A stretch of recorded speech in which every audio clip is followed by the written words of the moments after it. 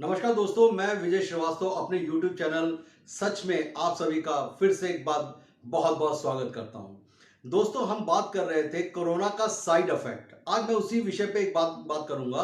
Corona का side effect क्या हुआ, आज हम बात करते हैं उन लोगों के लिए जो खाने पीने की जो सामान था जिसको हम लोग खा रहे थे, या फिर ऐसा सामान जो हमारे बेसिक नीड्स में आता था। देश प्रेम देश के साथ होता है। कोरोना में लोगों ने बहुत कहा कि सरकार ने ये काम नहीं करा या सरकार ने को ऐसा करना चाहिए था। कभी आपने सोचा है कि हम लोगों ने सरकार का कितना साथ दिया? शायद इसके बारे में बात करना बहुत मुश्किल है और कोई बात भी नहीं करना चाहता है। हर आदमी ये बात करता है कि सरकार ने क्या करा।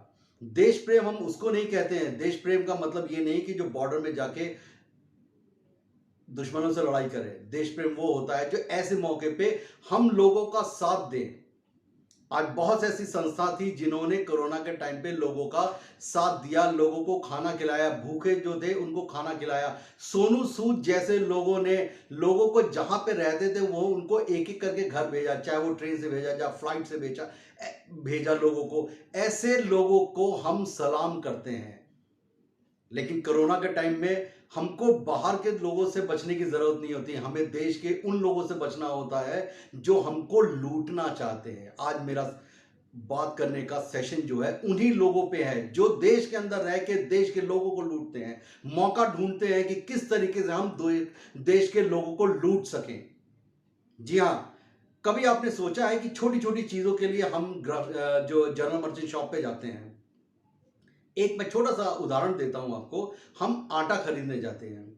पहले क्या था कि लोगों कोरोना पहले जो एमआरपी था उससे भी कम रेट पे हमको मिल जाता था, या एमआरपी जो होता था उस पे हमें 8 या 10% का जो भी उनका डिस्काउंट बनता था वो हमको देती थी, चाहे कंपनी हो चाहे हमको जनरल मर्चेंट शॉप वाला हो।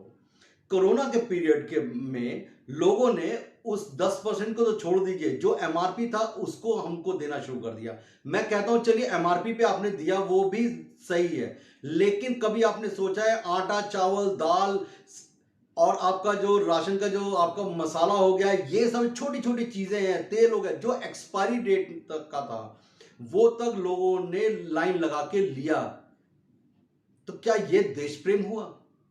हमने एक्सपायरी डेट का भी सामान उनको खरीद जो था उनको बेच दिया और उसी दाम पे बेचा जो उसका एमआरपी था। पहली बात तो है कि एक्सपायरी डेट का आपको सामान नहीं बेचना चाहिए था।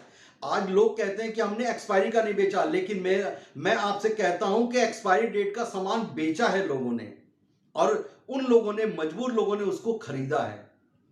तो क्या ये इसको हम आप देश प्रेम कहेंगे? सबका एक एजेंडा था। सब्जी वाले के पास जाते थे, जो सब्जी 10 रुपए या 20 रुपए में मिलता था वो सब्जी हमको 80 रुपए, 100 रुपए मिला। टमाटर जैसी चीज हमको 100 रुपए, 150 रुपए तक में मिली। ये कोरोना का साइड इफेक्ट है। कभी आपने सोचा है कि जो लोग के पास पैसा था वो लोग ने तो मुंह मांगी दाम पे खरीद लिया, जिनके पास पैसा नहीं था उन लोगों ने क्या करा? उन लोगों के घर में भूख मरी हुई लोगों ने जो 3 टाइम खाते थे वो एक टाइम खाना शुरू कर दिया कि कम से कम 2 टाइम का खाना तो बचा सकें।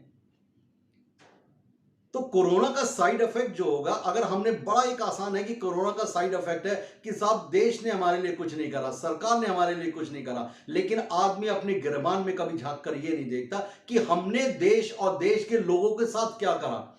अगर सरकार ने हमारे साथ ये करा तो हमने भी उसमें 2 हाथ आगे बढ़ाया। सरकार ने कहा कि हमने आपको गरीबों को हम ये उनके मुहैया करा रहे हैं, ये सामान मुहैया करा रहे हैं, लेकिन हमने उसको काला बाजारी के थ्रू, जो सरकार ने अगर हमको 10 रुपए दिया तो हमने उसको 50 रुपए, 100 रुपए में बेचने की कोशिश करी कि यही मौका है, लूट सको तो लूट लो और हो सकता है कि फिर आपको मौका ना मिले।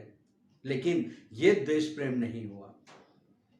दोस्तों, आज अगर जरूरत पड़ती है तो आपका एक फर्ज बनता है कि आप उनकी मदद करें जो लोग वाकई लाचार हैं, जो ऐसे लोग हैं जो कुछ ले नहीं सकते, खरीद नहीं सकते, जिनकी हैसियत नहीं है, उनकी आप मदद करें।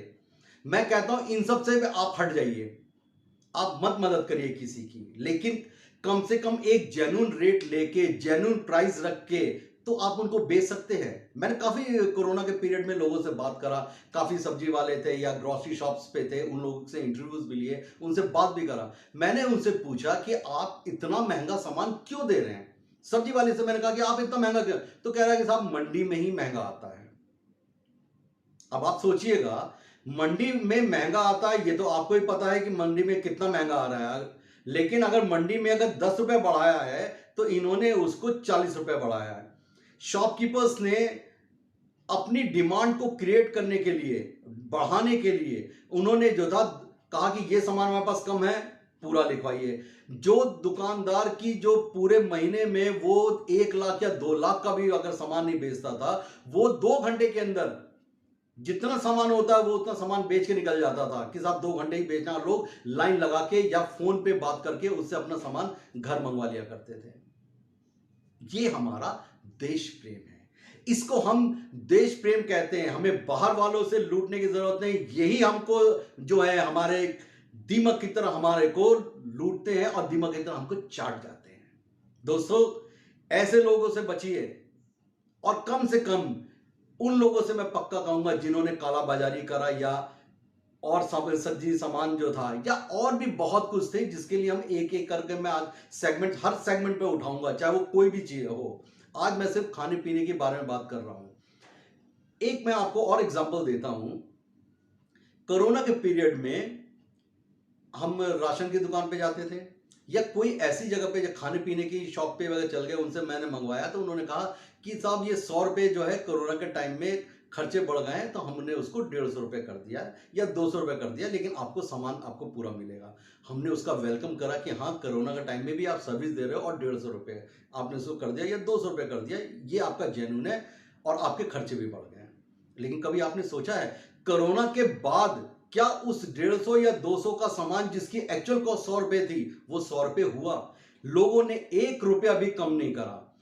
एक नाई जो था जिसने 100 रुपए आपकी बाल काटने का लेता था और वो 150 200 रुपए मांगने लग गया, आज वो 150 200 रुपए ही ले रहा है। वो आपसे 10 रुपए भी कम करने के लिए तैयार नहीं है, या वो ओरिजिनल रेट जो उसका पहले का जो 100 रुपए लेता था वो उस रेट पे भी काम करने के लिए तैयार नहीं है।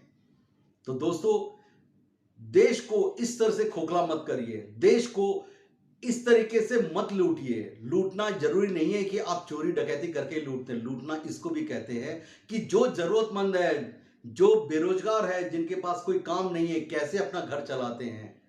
आप अपना घर बेच के दूसरे का राशन मत दीजिए, लेकिन कम से कम इतना तो करिए, जो रेट जेन्युइन है उस जेन्युइन रेट्स पे लोगों को दीजिए, जो कम से कम उनकी यही बहुत बड़ी मदद है कि हम काला बाजारी से बच तो सके। इसलिए देश को आगे हाथ बढ़ाइए और मदद करिए लोगों का। धन्यवाद।